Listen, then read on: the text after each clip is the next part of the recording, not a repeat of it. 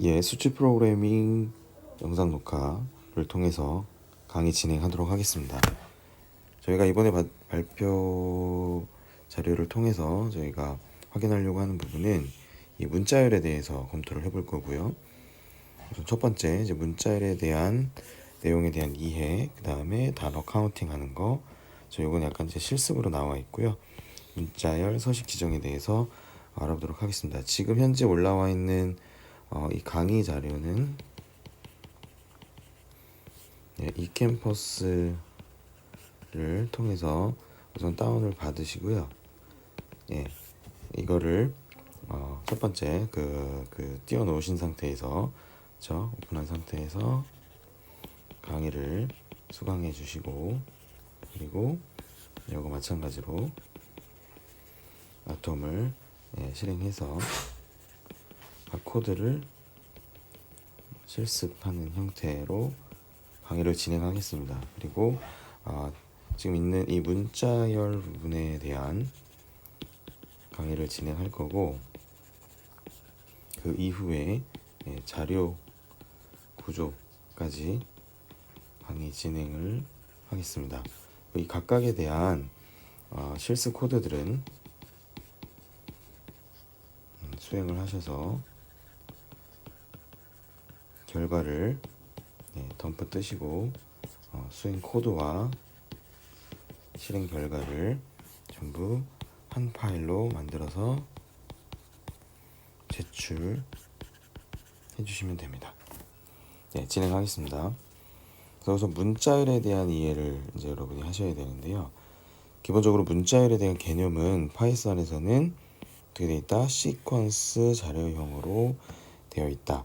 자, 그래서 저희가 ABCDE라고 저렇게 문자열을 선언을 하면 요놈 자체는 ABCDE라고 하는 요 값의 형태가 어디 메모리에 저장이 되어 있고, 그 저장되어 있는 메모리 공간에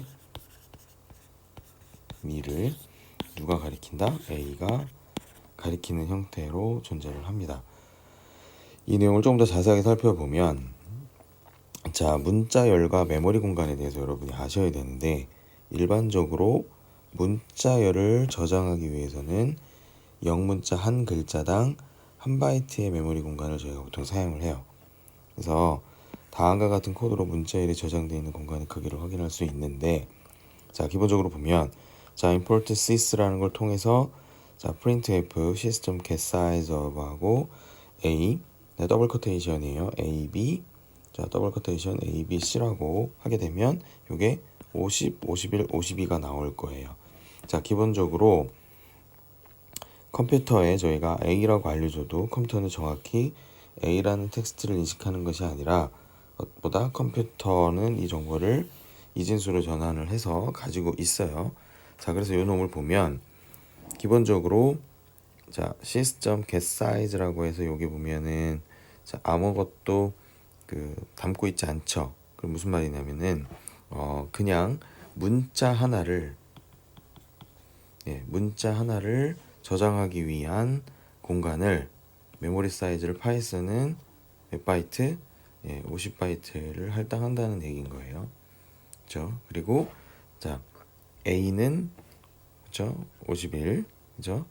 죄송합니다. 이게 아무것도 표현이 안 되어 있으면 49였어요. 제가 잘못 설명했어요. 50이 아니라 49. 파이썬에서는 보통 아무것도 담고 있지 않을 경우에는 49바이트, 하나의 문자를 담고 있을 때는 몇 바이트? 한 문자를 담고 있을 때는 50바이트.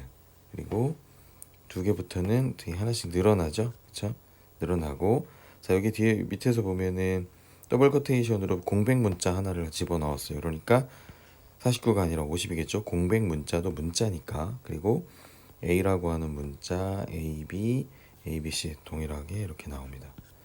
그렇죠? 결국 파이썬에서는 문자 하나를 담기 위해서 필요한 메모리 공간은 50바이트다. 그렇죠? 아무것도 담고 있지 않으면 49라고 하는 걸 여러분이 아톰을 통해서 잠깐 지금 동영상 녹화를 잠깐 좀 플레이를 중지시키시고 요 밑에 있는 요 코드를 한번 쳐보세요. 쳐서 각각 어떤 결과를 나오는지 여러분이 아톰에서 확인을 한번 해보셨으면 좋겠습니다. 자, 그 다음을 보면 파이썬을 좀 더 저희가 자세하게 보면 파이썬 같은 경우는 아까 전에도 얘기했던 것처럼 어떤 값을 메모리 공간에 갖고 있고 그게 변수가 갖고 있다 그랬어요. 자, 그렇기 때문에 10이라는 값을 저희가 A에도 넣고 G에도 넣었어요. B에도 넣었어요. 그러면 각각의 A, B의 주소를 찍기 위해서 프린트 A라고 해서 찍어보면 두 개의 주소가 이렇게 같다는 걸 알 수 있어요. 즉 메모리 변수 B라는 걸 선언을 해도 어떻게 얘를 이렇게 똑같이 가리키고 있다라는 걸 알 수 있는 거고, 그렇죠? 그리고 여기는 파이썬 이외의 언어들은 어떻게 되어 있죠? 메모리 공간 안에 이 10이라고 하는 상수를 이쪽으로 옮기는 걸로 되어 있죠, 그렇죠? 예, 파이썬은 그게 아니라 메모리 공간 안에 변수가 지칭하고 있는 형태가 된다로 이해하시면 됩니다. 그래서 A라고 하는 값에다가 1이나 10을 넣었을 때 각각의 아이디를 확인해 보면, 그렇죠? 이렇게 다른데 똑같이 10을 넣으면 이 변수에 대한 주소값은 이렇게 동일하다라고 하는 걸 이해하시면 될 것 같습니다. 자, 그래서 이거는 제가 그 발표 자료를 조금 더 이제 추가해서 계속 만들고 있고요. 이제 요 부분은 여러분 python.org에 들어가시면 다큐먼트가 있어요. docs라고 하는 게 있고 그 주소는 이제 여기에요. 요 주소로 들어가서 보시면 이 주소로 들어가면은 서치 창이 있거든요. 이 서치 창에다가 여러분이 원하시는 함수들을 쓰시면 쓰시고 서치를 클릭하면 이렇게 나와요. 그래서 각각 get 사이즈가 뭘 얘기하는지를 나타내죠. 오브젝트의 바이트를 리턴한다. 사이즈, 그렇죠? 그런데 이런 오브젝트들은 어떤 타입의 오브젝트가 다 가능하다라고 나와 있죠. 가장 정확하게 보는 건 이 파이썬의 다큐먼트에 가서 보는 게 가장 정확하고요. 그리고 여러분이 조금 더 편하게 공부를 하실 것 같으면 뭐 네이버나 구글을 통해서 한글 자료를 보시는 것도 좋습니다. 자, 그래서 이번에는 여러분이 각각의 그 사이즈가 어떻게 되는지, 그러니까 여러분이 뭐 C나 자바들 배우신 분들 많이 있을 텐데 파이썬에서는 어떻게 데이터 타입을 바이트 단위로 갖고 있는지 확인하시기 위해서 이 코드를 한번 쳐보시면 될 것 같아요. 그렇죠? 그래서 보면 자, int variable, float, boolean, list, tuple, dictionary, 그죠? 여기도 딕셔너리 하나 제가 더 넣었네요. 뭐 set 이런 식으로 각각 데이터 타입들에 대해서 확인해 볼 수 있는 방법들이에요. 그래서 얘네들 보면 그냥 int일 경우는 0이고, 그죠? float는 0.0 넣고, boolean, str, 저 list, tuple, 그죠? 이거 같은 경우는 이제 dictionary, 그죠? 그다음에 set variable. 자, 이런 식으로 해서 각각의 사이즈를 보는 형태의 get size of 해가지고 전부 다 봤을 때 데이터 사이즈는 이렇게 나오죠. 그쵸? 그럼 여러분들 int의 오브젝트는 그죠? int의 오브젝트의 바이트는 24바이트 이렇게 다 각각 이렇게 있네요. 그죠? 요걸 한 번씩 확인해 볼 필요는 있습니다, 여러분. 그러니까 요 부분은 직접 여러분이 get size of 함수를 통해서 파이썬에서 갖고 있는 데이터의 사이즈를 여러분이 한번 확인해 보시는 건 굉장히 중요합니다. 네, 반드시 영상 잠깐 중지시키시고 직접 한번 쳐보셔야 됩니다. 자, 요것도 여러분 실습 과제에 추가해서 제출하시기 바랍니다. 자, 그래서 문자열과 메모리 공간은 보통 제가 컴퓨터 공학 쪽에서는 이런 문자들을 처리하기 위해서 이진수로 변환되는 표준 규칙을 만들었고, 이거를 뭐 아스키 코드, CP949, 뭐 MS949, UTF-8 뭐 이런 식으로 해서 우리가 인코딩이라고 보통 얘기를 하죠. 결국은 이거 뭐냐면 문자를 이진수로 바꾸기 위한 인코딩하는 규칙들을 이렇게 나오는 거죠. 그래서 이 이유가 뭐죠? 첫 번째는 컴퓨터는 문자를 직접 인식 못하죠. 그리고 컴퓨터는 문자를 뭐로? 숫자로 변환해서 인식해야 굉장히 중요하죠. 네, 사람들은 문자를 숫자로 변환하기 위해서 규칙을 만든 거예요. 이런 규칙을 만든 거고, 일반적으로 이 규칙을 한 개의 영문자라는 거 한 바이트, 그렇죠? 네, 그래서 2의 8승 이 정도의 공간이 저장될 수 있게 저희가 갖고 있다라는 식으로 보통 이해하시면 됩니다. 그래서 UTP-8 유니코드 일 경우에 각각의 값들은 이렇게 매핑이 된다라고 알고 계십니다. 이건 아스키하고는 좀 다른 거예요. 네. 자, 그래서 그 다음에 문자열의 인덱싱은요, 리스트처럼 글자 하나하나가 상대적인 주소를 가져요. 이게 가장 중요한 얘기입니다. 상대적인 주소를 가진다. 이 주소를 사용해서 할당된 값을 가져오는 인덱싱을 사용할 수 있는데, 0으로 처음 시작하면 자, 원래 있는 순차적인 방향으로 0, 1, 2, 3이고요. 마이너스 1로 시작하면 역방향으로 마이너스 1, 2, 3, 4, 5로 처리가 됩니다. 두 개 다 어떻게 한다? 허용한다라고 하는 게 핵심이에요. 그래서 A가 A, B, C, D라고 있을 때 프린트 A0, A4 하면 자 0번째 0, 1, 2, 3, 4 해서 이렇게 찍히고, 자 마이너스 1 하면 어때요? 마이너스 1은 그쵸? 여기라고 얘기했죠. 그쵸? 그럼 끝에 쪽 가서 거꾸로 그쵸? 해서 이렇게 표현할 수 있다 라는 거예요. 이거는 여러분 직관적으로 바로 이해하실 수 있을 거라고 생각합니다. 자, 그래서 문자열의 슬라이싱이라고 하는 건 뭐냐면, 자, 슬라이싱이라고 하는 건 문자열의 주소값을 기반으로 문자열의 부분값을 반환하는 기법이래요. 그래서 자, team rap book awesome python이라고 이런 식으로 저희가 A라고 하는 문자열이 이렇게 돼 있어요. 그래서 자, 0번째에서 6번째까지 출력하고, 그쵸? 그럼 0번째에서 6번째까지면 결국 0에서 5번째까지, 그죠? 이렇게 출력을 하라는 거죠. 0, 1, 2, 3, 4, 5니까 6개, 그죠? 그래서 5까지 출력을 하고, 그러면 어떻게 되겠어요? 팀 랩이죠? 그래서 0, 하나, 둘, 셋, 넷, 다섯, 여섯, 그죠? A까지만 나오고, 그죠? A까지만 나오고, 자, 한 칸 띄고 엔드 한 칸 띄고 그죠? 한 칸 띄고 그죠? 엔드 한 칸 띄고 그다음에 그죠? 마이너스 9부터잖아요. 마이너스 9. 그러니까 결국 끝에서부터 저 9번째까지겠죠? 하나, 둘, 셋, 넷, 다섯, 일곱, 여덟, 그죠? 그러니까 여기서부터 까지만 M-E P-Y-T-H-O-N 해가지고 이렇게 T가 빠졌네요. 그쵸? 뭐 이런 식으로 결과가 나올 거예요. 그래서 이건 제대로 이건 T가 빠졌어요. 실제 그래서 제가 이거를 코드로 이렇게 짜봤는데요. 짜서 이렇게 해서 출력해서 보면 이제 이렇게 나옵니다. 직접 한번 해보십시오. 그리고 A하고 땡땡만 써주면 뭐 이제 그쵸? 어떻게 해요? 전체가 다 나오는 거고, 그다음에 마이너스 50에서 50 이건 범위를 다 포함하죠? 그러니까 그대로 다 나오는 거예요. 그거 다 지난 시간에 여러분들이 다 보셨던 내용일 거예요. 그리고 자 이렇게 되면은 범위를 넘어가서 다 존재하기 때문에 나오는 거고, 자 그리고 이놈은 이렇게 표현이 됐죠. 그러면 팀 부크까지 표현이 되고, n 이런 식으로 표현이 되죠.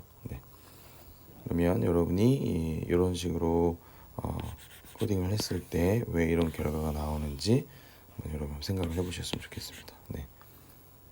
그렇죠?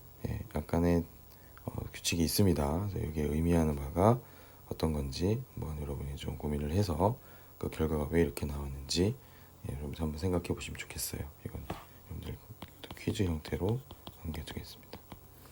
좀 찾아보시면 바로 이해하실 수 있으실 거예요. 그리고 문자열의 연산을 보면 가장 기본적인 연산은 리스트 연산과 같고, 자 문자열 A와 정수인 2의 A 플러스 2 같은 연산은 어떻게 한다? 동작하지 않는데요. 하지만 A 곱하기 2와 같은 연산은 지원을 한답니다. 그래서 A와 B가 이제 이런 식으로 있을 때, 자 이렇게 죠?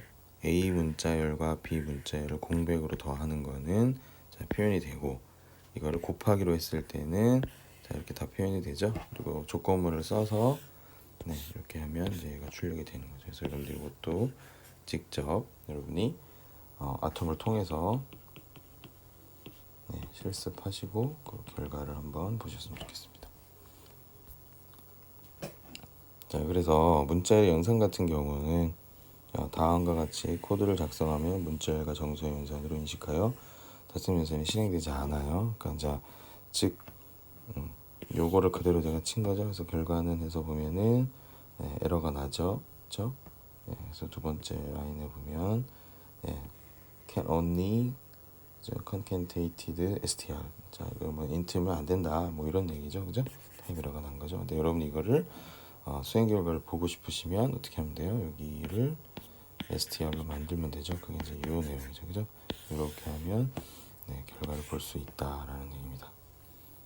네.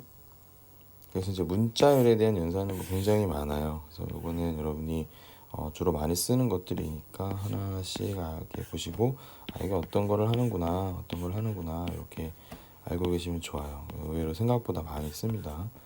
count, find, 잘 find, 그쵸? start with, switch, 그쵸? start with, end with 해서 뭐 이런 것들 생각보다 그 문자를 사용하는 연산에서 많이 사용하는 함수들이니까 한 번씩 각각 어떤 역할을 하는지 보시면 좋을 것 같습니다.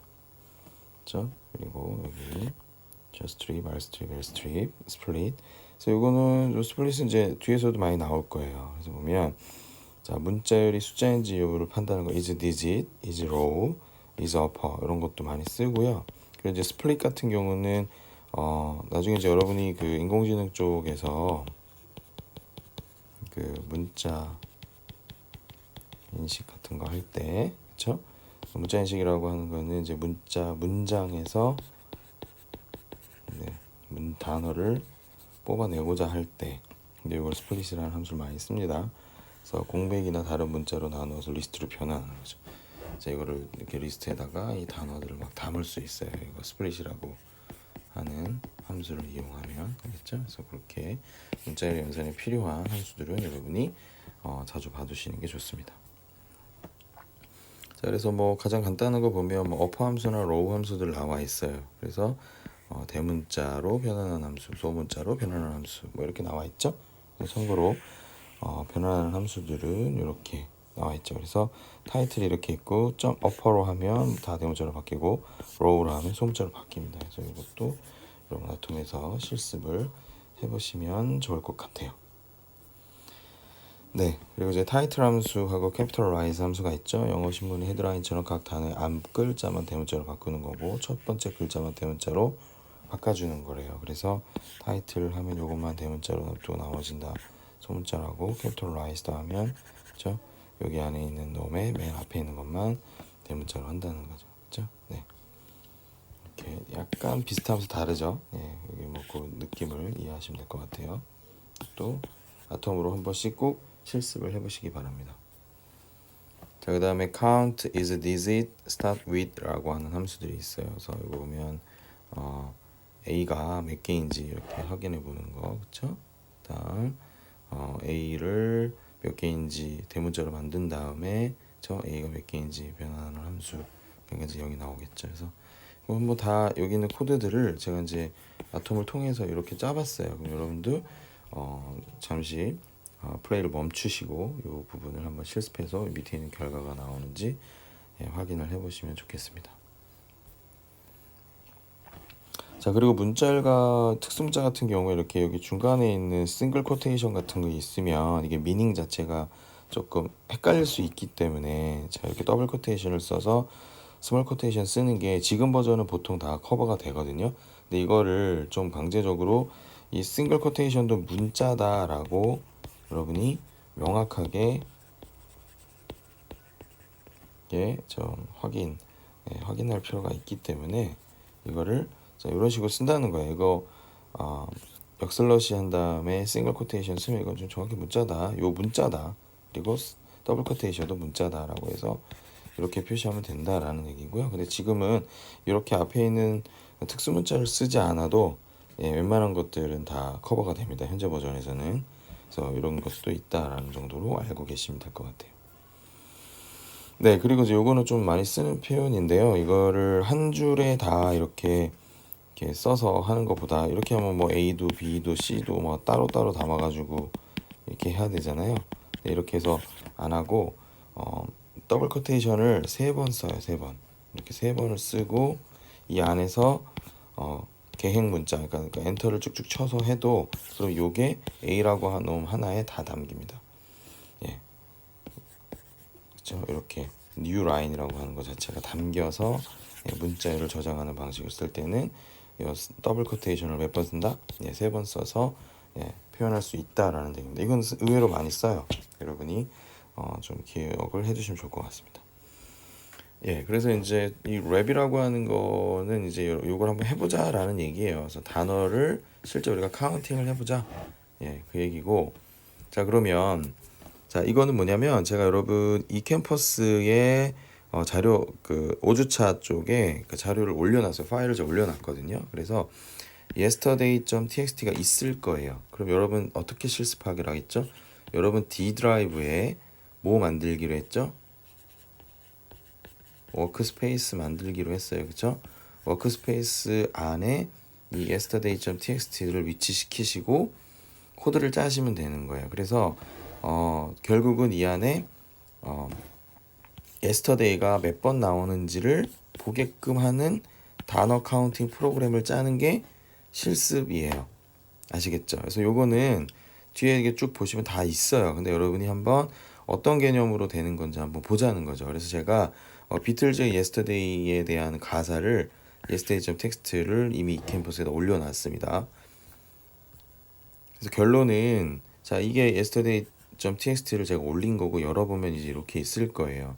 여러분 코드를 뭐 이걸 보고 짜셔도 되고요. 이거 보고 짜셔도 되고 이거 보고 짜셔도 됩니다. 근데 결론이 뭐예요? 자, yesterday.txt는 D 드라이브의 워크스페이스의 위치에 있어야 되고 여러분이 짠 이 코드도 이 D 드라이브의 워크스페이스에 있어야 이게 실행이 됩니다. 그래서 보면 자, 이 파일을 열고 read 라인을 읽어서 yesterday 언더바 릴릭이라고 하는 이 리스트에다가 다 담은 거예요. 그리고 파일은 닫죠. 파일은 닫아도 상관없고 컨텐츠라고 하는 문자열에다가 포문을 써서 그죠? 포문을 써서 어떻게 했죠? 라인이 yesterday 릴릭 이게 이 안에 다 담아왔잖아요. 그죠? 요 파일이 여기다 담겼고 여기가 끝까지 다 돌면서 어떻게 해요? 컨텐츠에다가 계속 담죠. 자, 스트립이라고 하는 함수 자체는 각각의 라인 단위를 계속해서 읽어서 안에다 집어주는 역할을 하는 거예요. 자, 그리고 나서 핵심 알고리즘은 뭐죠? 결국 단어를 찾는 건 이게 다 하는 거예요. 이 컨텐츠에 담았고 그거를 대문자로 만들어서 yesterday라는 놈하고 같은 거를 세라, 그걸 어디다 집어넣어라? 여기다 집어넣으라고 한 거죠. 이해하셨어요? 그래서 요 내용을 담아서 결과는 결국 자, 이렇게 나오게 됩니다.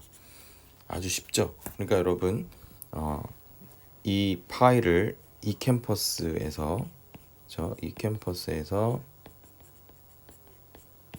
5주차 그 강의에서 다운 받으셔가지고 D 드라이브 워크스페이스 위치시키시고 자, yesterday 파일을 파이썬 파일을 작성을 하셔서 요 실행 결과를 얻으시면 됩니다.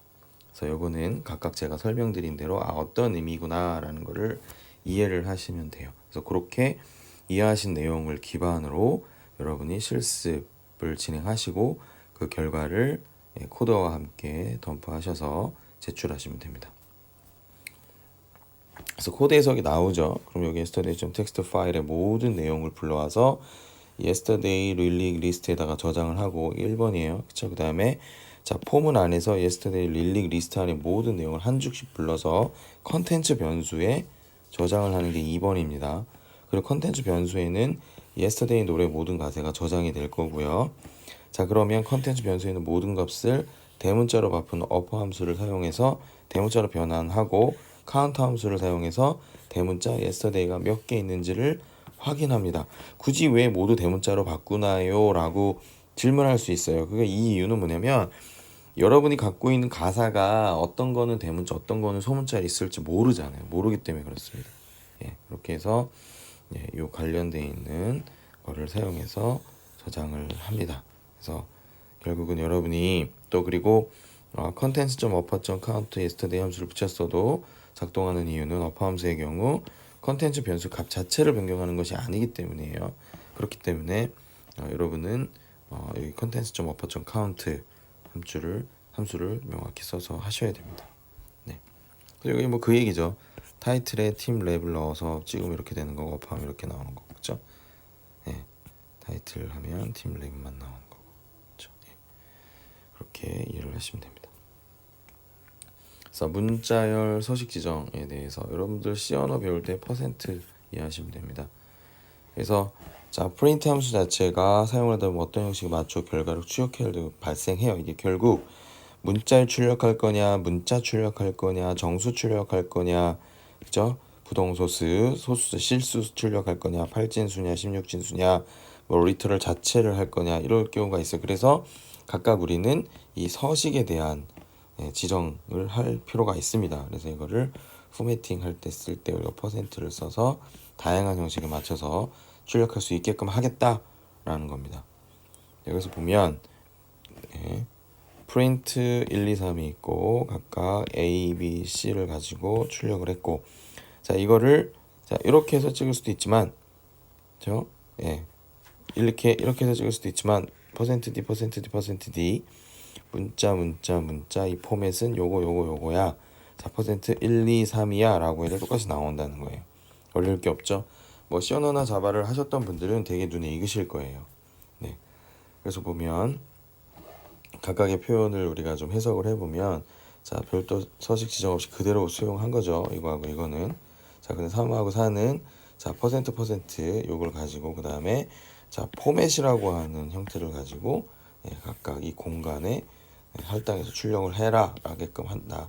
그리고 1, 2번은 그냥 무식하게 집어넣은 거고 3, 4번은 각각 형식 지정자에 따라서 좀 뭔가 변동폭을 더 두고 할 수 있게끔 만들었다는 얘기예요. 네, 그렇게 이해를 하시면 됩니다. 네, 마찬가지로 이런 어떤 장점이 있냐? 그럼 이런 두 개의 장점이 있다.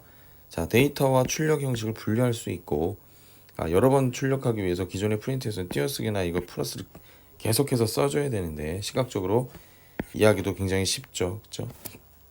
그리고 데이터 형식에 따라서 다르게 표현할 수 있다라는 얘기죠.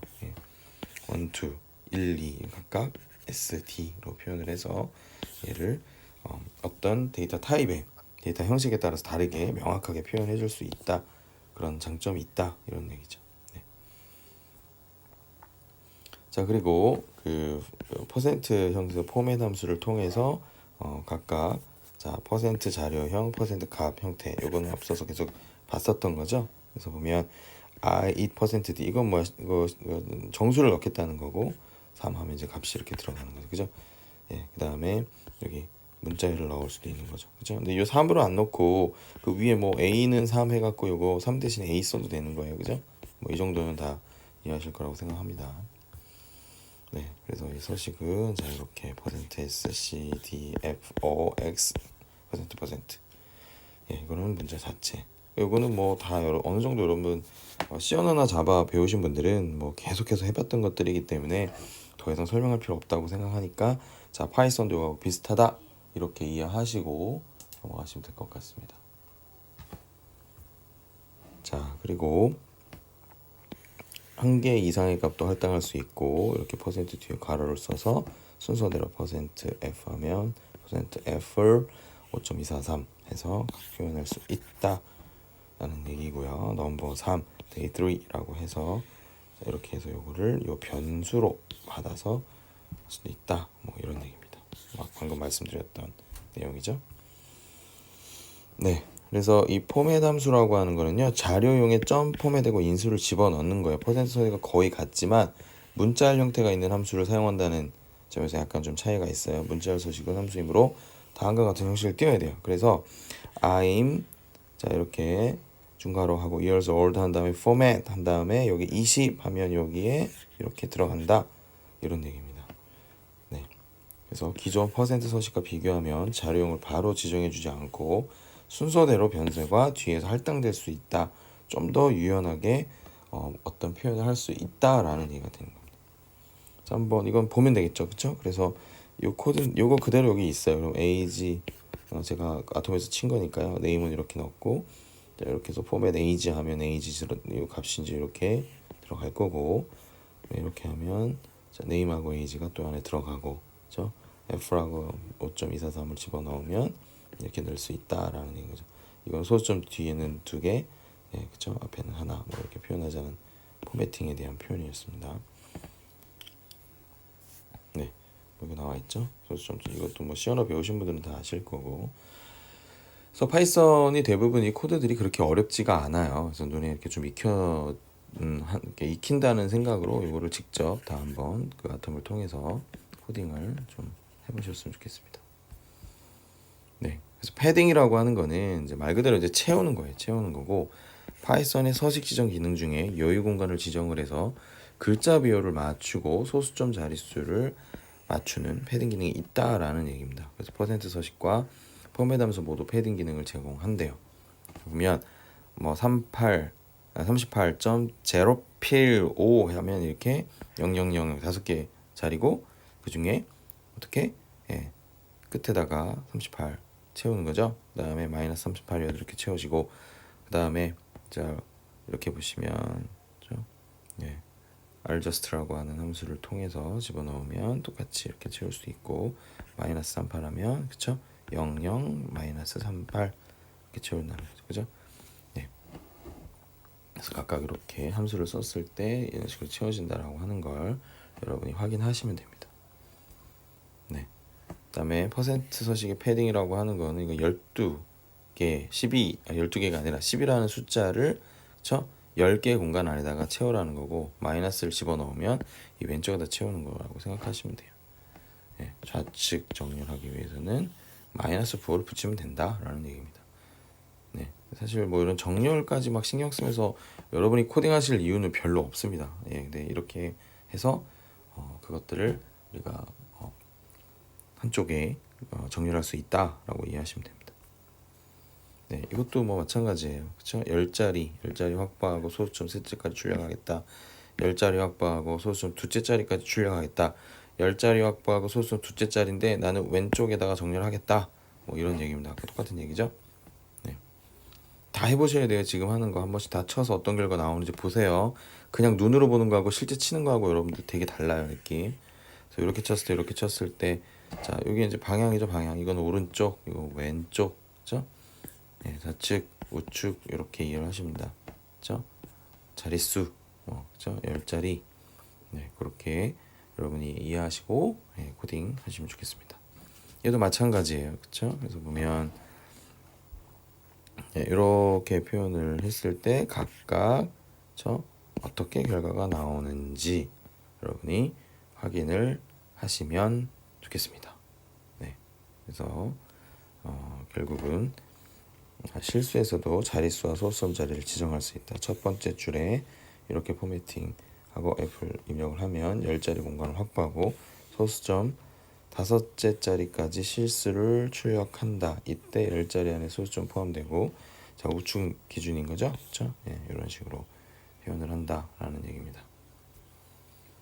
그다음에 네이밍이라는 게 뭐냐면, 서식 지정을 활용을 하면 프린트 함수를 출력할 때 한 가지 더 알아야 될 게 있는데, 변수명을 서식에 할당할 수 있는 네이밍이라는 기능이 있대요. 그래서 다음 코드를 보면 여러분이 분명하게 할 수 있습니다. 여기 보면 %name os, 그죠? %price 5.5 하면 이 F가 price가 요거다, 예, 이렇게 정확하게 지정할 수 있다는 거예요. 네, 이것도 밑에도 이런 식으로 써서 포맷이라는 통해서 여러분이 표현할 수 있죠. 위하고 아래 똑같습니다. 그러니까 결국 이것도 아톰에서 직접 여러분이 실습을 한번 해서 어떤 느낌인지 이해를 하시는 게 좋을 것 같아요. 네. 네, 그래서 이제 이 문자열까지 끝났고요. 그 문자열에 있는 모든 코드들을 직접 여러분이 실습을 하셔서 그거를 과제로 제출을 하시면 됩니다. 네, 우선 문자열까지는 여기서 강의 마치고 이어서 자료구조 쪽 강의 진행하도록 하겠습니다.